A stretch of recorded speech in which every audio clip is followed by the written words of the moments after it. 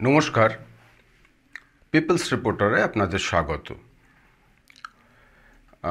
সদ্য দিল্লি বিধানসভা নির্বাচনের ফলাফল প্রকাশিত হয়েছে এবং আপনারা এতক্ষণে সবাই জানেন, যেহেতু মাঝখানে 2-3 দিন চলে গেছে, যে দিল্লি বিধানসভা নির্বাচনে এবারে ক্ষমতাচ্যুত হয়েছে আপ এবং দীর্ঘ 26 বছর পর ক্ষমতায় এসেছে BJP. Delhi has decided and it has given the mandate to the BJP. বিষয়টা এরকম নয় যে আপের চলে যাওয়া, বিজেপির চলে আসা, এইটা নিয়ে একটা আলোচনা আমরা করতে চলেছি। বিষয়টা এরকম নয়, কারণ 5 তারিখে যে দিল্লির নির্বাচন হয়েছিল এবং তারপরে যে বুথ ফেরত সমীক্ষা যেগুলো সামনে এসেছিল, তাতে দেখাই গেছিল যে এবারে আপ ক্ষমতা থেকে যেতে চলেছে। বুথ ফেরত সমীক্ষা প্রায় সবকটারই ফলাফল সেরকমই ছিল। সুতরাং একটা সকলেই ধরে নিয়েছিলেন যে আপ এবার ক্ষমতাচ্যুত হবে এবং 8 তারিখে যখন ভোট গণনা হয়েছে তখন দেখা গেছে যে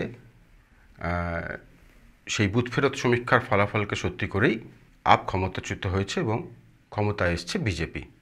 দিল্লি বিধানসভা নির্বাচনে যে 70টা আসনে ভোট হয়েছিল, তার মধ্যে আপ পেয়েছে মাত্র 22টা আসন আর বিজেপি এবার পেয়েছে 48টা আসন। অথচ আমরা যদি 2015 অথবা 2020 নির্বাচনের ফলাফল দেখি, সেক্ষেত্রে দেখা যাবে যে আপ 2015-তে পেয়েছিল 67টা আসন এবং 2020-তে পেয়েছিল 62টা আসন। তাহলে হঠাৎ এরকম কি হলো যে আপ একেবারে গতবারের পাওয়া আসনের থেকে অর্ধেকের নিচে নেমে এলো? এটা কি শুধুমাত্র আপের যে দুর্নীতির অভিযোগ সামনে এসছে বা দিল্লির যে মুখ্যমন্ত্রী অরবিন্দ কেজরিওয়ালের বাংলো নিয়ে যে অভিযোগ উঠেছিল বা লিকার দুর্নীতি নিয়ে যে অভিযোগ উঠেছিল, শুধুমাত্র কি সেই কারণেই এবারে আপের এরকম পরাজয় হলো, নাকি এবারের নির্বাচনে জোট রাজনীতি, এই যে ফলাফল সেটা জোট রাজনীতির ব্যর্থতা? লোকসভা নির্বাচনের আগে যে ইন্ডিয়া মঞ্চ গড়ে তোলা হয়েছিল, সেই ইন্ডিয়া মঞ্চের মধ্যে কংগ্রেসও ছিল, সেই ইন্ডিয়া মঞ্চের মধ্যে আপও ছিল, সেই ইন্ডিয়া মঞ্চে আরও অন্যান্য অনেক দল ছিল। কিন্তু আমরা এর আগে দেখেছি যে সদ্য যে হরিয়ানার বিধানসভা নির্বাচন হয়ে গেছে কয়েকদিন আগে, সেখানেও আপ এবং কংগ্রেসের মধ্যে সমঝোতা হয়নি এবং ফলাফলের যদি বিশ্লেষণ করা হয়, নিতান্তই একদম সরল নিয়মে যদি ফলাফলের বিশ্লেষণ করা হয়, অঙ্ক কষা হয়, তাহলে দেখা যাবে হরিয়ানা নির্বাচনেও আপ কংগ্রেস সমঝোতা না হওয়া ফলে বিজেপির ক্ষমতায় আসা অনেক মসৃণ হয়েছিল। একইভাবে কিন্তু দিল্লি বিধানসভা নির্বাচনের ফলাফল আমরা যদি বিশ্লেষণ করি, তাহলে আমরা দেখতে পাবো যে জোট রাজনীতি না হওয়ায়, সমঝোতা না হওয়ায় আপ এবং কংগ্রেসের বিজেপির জয় কিন্তু অনেক সহজ হয়ে গেছে। অন্তত নির্বাচনী যে ফলাফল আমাদের সামনে এসছে সেটা কিন্তু তাই বলছে। এ যেন অনেকটা সেই সখাত সলিলে ডুবে মরার মতো ঘটনা হয়ে গেল। দিল্লির বুকে অরবিন্দ কেজরিওয়ালের রাজপাটের আপাত শেষটা খুব একটা ভালো হলো না। এর পেছনে বিজেপির আগ্রাসী রাজনীতি যতটা না দায়ী, তার চেয়ে অনেক বেশি দায়ী বোধ হয় অরবিন্দ কেজরিওয়াল স্বয়ং এবং তার ঘনিষ্ঠ বৃত্ত। নির্বাচনী ফলাফলেই প্রমাণ হয়ে গেছে যে শুধু কেজরি নন, পরাজয় ঘটেছে তার ঘনিষ্ঠ বৃত্তের প্রায় সকলের, যা শুধুমাত্র যে প্রতিষ্ঠান বিরোধিতার কারণে হয়েছে এরকম যদি ভেবে নেওয়া হয় তাহলে কিন্তু ভুল হবে। বরং এই পরাজয় আসলে কেজরি এবং তার দলবলের গোয়ারতুমি রাজনীতির ফল। मैं नरेंद्र मोदी जी को कहना चाहता हूं, मोदी जी इस जन्म में तो आप हमको नहीं हरा सकते दिल्ली के अंदर आम आदमी पार्टी को, आपको दूसरा जन्म लेना पड़ेगा। এই ফলাফলের পর আগামী দিনে আম আদমি পার্টির অস্তিত্ব সংকটে পড়লে তার দায় কিন্তু পুরোপুরি বর্তাবে কেজরিওয়াল সিসোদিয়াদের ওপরে। 8ই ফেব্রুয়ারি সন্ধে 6টা পর্যন্ত নির্বাচন কমিশনের ওয়েবসাইটে যে ফলাফল প্রকাশিত হয়েছে, তাতে দেখা গেছে বিজেপি জয়ী হয়েছে 48 আসনে এবং আম আদমি পার্টি জয়ী হয়েছে 22 আসনে। কংগ্রেস এবারও শূন্যের হ্যাট্রিক। এই ফলাফলের খুব একটা হেরফের হওয়া সম্ভব নয়। অর্থাৎ 2020-র 62 আসনের জায়গায় কেজরির আপকে দিল্লির মানুষ এবার 22 আসনে নামিয়ে দিয়েছেন, যা সংখ্যাগরিষ্ঠতার চেয়ে 14 আসন কম।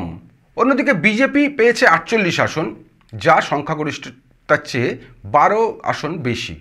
অর্থাৎ কেজরির দল না ভাঙিয়েও নিশ্চিন্তে ক্ষমতায় টিকে থাকতে পারবে বিজেপি। তবে আগামী দিনে কেজরির শক্তিক্ষয় করতে আপ ভাঙা হবে কি না তা ভবিষ্যৎ বলবে, কারণ বিজেপির সৌজন্যে সাম্প্রতিক সময় দেশের বিভিন্ন রাজ্যে বিরোধীদের দল ভাঙিয়ে নিজেদের শক্তি বৃদ্ধি করার একাধিক নজির কিন্তু আমাদের হাতের সামনেই আছে। কাজেই আপ যে আগামী দিনে ভাঙবে না তার কোনো নিশ্চয়তা নেই। আসনের নিরিখে বিজেপির সঙ্গে আপের এবার পার্থক্য 26 আসনের হলেও আমরা যদি ভোট শতাংশের দিকে যাই তাহলে কিন্তু সেই পার্থক্য প্রায় নেই। বরং কংগ্রেস এবং আপ যদি সমঝোতার রাস্তায় হেঁটে নির্বাচনে লড়তে নামতো, সেক্ষেত্রে ভোটের ফলাফল কী হতো তা নিশ্চিত করে কেউই বলতে পারবেন না। এবারে নির্বাচনে বিজেপি ভোট কত পেয়েছে? 45.6% কাছাকাছি, কম বেশি। আসন পেয়েছে 48, আর আপ পেয়েছে 43.57% ভোট, আসন পেয়েছে 22। অর্থাৎ প্রধান দুই পক্ষের ভোট শতাংশের পার্থক্য 2% সামান্য বেশি। বিজেপির প্রাপ্ত ভোট 43,19,993 এবং আপের প্রাপ্ত ভোট 41,27,217। অর্থাৎ আপ এবং বিজেপি দুই পক্ষের প্রাপ্ত ভোটের ব্যবধান 1,92,776। বিষয়টাকে কিন্তু আমরা এভাবেও দেখতে পারি যে দিল্লির 70টি কেন্দ্রের প্রতিটিতে আম আদমি পার্টির তুলনায় বিজেপি প্রায় 2,753 কিছু বেশি ভোট পেয়েছে। কিন্তু আম আদমি পার্টির কেজরিওয়াল এবং তার দলবল যদি প্রথম থেকে বিষয়টাকে অন্যভাবে ভাবতে পারতেন, সেক্ষেত্রে হয়তো তাদের ক্ষমতাচ্যুত হতে হতো না। 2020-তে দ্বিতীয়বার 62 আসন পেয়ে ক্ষমতায় ফেরার পর আপের মধ্যে যে স্বেচ্ছাচারিতা বা যে পরিবর্তন এসেছিল তা না হয় বাদ দেওয়া যাক না হয় আপের নিজেদের অপরাজেয় ভেবে নেওয়া কেউ, যদিও এর ফলে আপের বেশ কিছু কাজ সাধারণ মানুষের বিরক্তির উদ্রেক করেছে, আপের সঙ্গে তাদের দূরত্ব বেড়েছে, বেশ কিছু মানুষ আপের পাশ থেকে সরে গেছেন। কিন্তু এসবের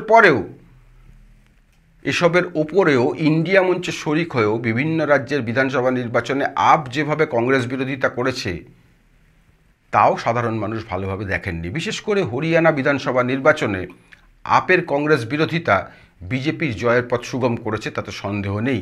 একটু আগে আমি সে কথা বলছিলাম। এর আগেও কিন্তু আপ একাধিক রাজ্যে এভাবেই নিজের নাক কেটে বিরোধী জোটকে দুর্বল করেছে, এই কথাটা ভুলে গেলে হবে না।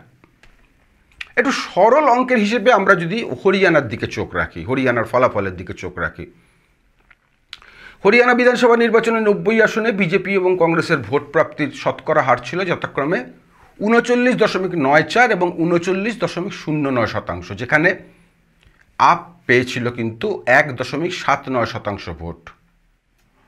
বলাই বাহুল্য হরিয়ানার জয় কংগ্রেসের পথের কাঁটা হয়ে দাঁড়িয়েছিল আপ। তাই বিজেপির 55,48,800 ভোটের বিরুদ্ধে 54,30,602 ভোট পেয়েও জয়ী হতে পারেনি কংগ্রেস। আপ পেয়েছিল 2,48,455 ভোট। অর্থাৎ কংগ্রেস এবং আপের ভোট একত্রিত হলে তা বিজেপির মোট প্রাপ্ত ভোটের চেয়ে বেশি হতো এবং সেক্ষেত্রে কংগ্রেসের আসন সংখ্যা কিন্তু আরও বাড়ার সম্ভাবনা ছিল। এবার দিল্লির দিকে আসা যাক। দিল্লি বিধানসভা নির্বাচনে কংগ্রেস পেয়েছে 6.35% ভোট, কোনো আসন পায়নি। ফলে এক্ষেত্রেও নিজের নাক কেটে পরের যাত্রাভঙ্গ করা ছাড়া কংগ্রেস বিশেষ কিছু করেনি। কংগ্রেস যে 6,01,138 ভোট পেয়েছে, সেই ভোট আম আদমি পার্টির ভোটের সঙ্গে যুক্ত হলে তা বিজেপির প্রাপ্ত মোট ভোটকে ছাপিয়ে যেত এবং আপ কংগ্রেসের ভোট দাঁড়াতো 47,28,355, যা বিজেপির 43,19,993 ভোটের চেয়ে 4,08,362 ভোট বেশি। সেক্ষেত্রে এক ধাক্কায় আপের আসন যে বেশ কিছু বেড়ে যেত তাতে সন্দেহ নেই। আগের বারের 62 ছাড়িয়ে গেলেও অবাক হওয়ার কিছু ছিল না। দিল্লি বিধানসভা নির্বাচনের যে ফলাফল সামনে এসছে তাতে একাধিক কেন্দ্র আছে যেখানে বিজেপি প্রার্থীর জয়ের ব্যবধান 392 থেকে 3,188 ভোট। আরও আছে, সেগুলোর মধ্যে আমরা যাচ্ছি না। আমরা খুব নির্দিষ্ট কিছু আসন ধরে আমরা আলোচনাটা এগিয়ে নিয়ে যাব। ধরুন মনীষ সিসোদিয়ার জংপুরা কেন্দ্র, এখানে জয়ের ব্যবধান 675 ভোট। আর এই জংপুরা কেন্দ্রে কংগ্রেস কত ভোট পেয়েছে? 7,350। একইভাবে আমরা যদি মালব্যনগর কেন্দ্রের দিকে চোখ রাখি তাহলে দেখব এখানে বিজেপি প্রার্থী সতীশ উপাধ্যায় জয়ী হয়েছেন 2,131 ভোটে, আর এই কেন্দ্রে কংগ্রেসের প্রাপ্ত ভোট 6,770। রাজিন্দরনগর কেন্দ্র, এখানে বিজেপি প্রার্থী উমং বাজার জয়ী হয়েছেন 1231 ভোটে, আর এই কেন্দ্রে কংগ্রেসের প্রাপ্ত ভোট 4015। কেন্দ্র সঙ্গম বিহার, যেখানে বিজেপি প্রার্থী চন্দন কুমার চৌধুরী জয়ী হয়েছেন 344 ভোটে, আর এই কেন্দ্রে কংগ্রেসের প্রাপ্ত ভোট 15,863।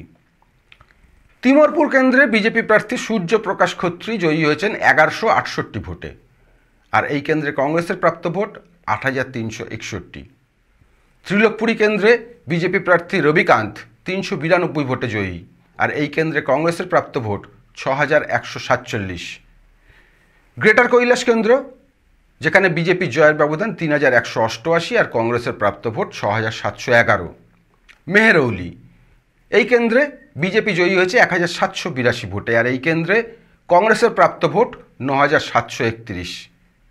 এমনকি প্রধান অরবিন্দ কেজরিওয়াল যে নিউ দিল্লি কেন্দ্রে 4,089 ভোটে হেরেছেন, সেই কেন্দ্রেও কংগ্রেসের প্রাপ্ত ভোট 4,568। তবে এ সবই সম্ভাবনা।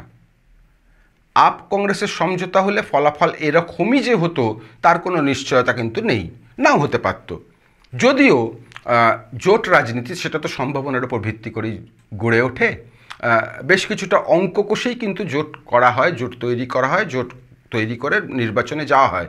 তাই দিল্লির ক্ষেত্রে আপ এবং কংগ্রেসের মধ্যেকার বোঝাপড়ার অভাব এবং দুই পক্ষেরই অনমনীয় মনোভাব দেশের বিরোধী জোটেরই ক্ষতি করে বিজেপির জয়ের পথ যে মসৃণ করেছে এ কথা নিঃসন্দেহে বলা যায়।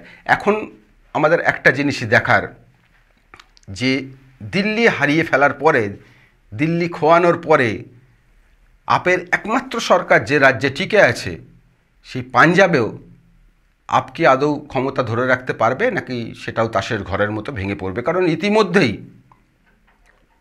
পাঞ্জাবের যে আপ সরকার 117 আসনের মধ্যে যে 92 আসন আপের আছে, সেটা নিয়ে কিন্তু টানাপোড়েন শুরু হয়ে গেছে। নির্বাচনী ফলাফল যেদিন বেরিয়েছে দিল্লি, সেদিনই কিন্তু বিজেপির পক্ষ থেকে হুঙ্কার দেওয়া হয়েছে এবারে পাঞ্জাব থেকে আপকে সাফ করে দেওয়া হবে। একইভাবে কংগ্রেসও কিন্তু, আজকের যা খবর, কংগ্রেসও একাধিক আপ বিধায়কের সঙ্গে যোগাযোগ রাখছে এবং পাঞ্জাবের কংগ্রেস নেতা জানিয়েছেন যে অন্তত 30 জন আপ বিধায়কের সঙ্গে তাদের যোগাযোগ আছে।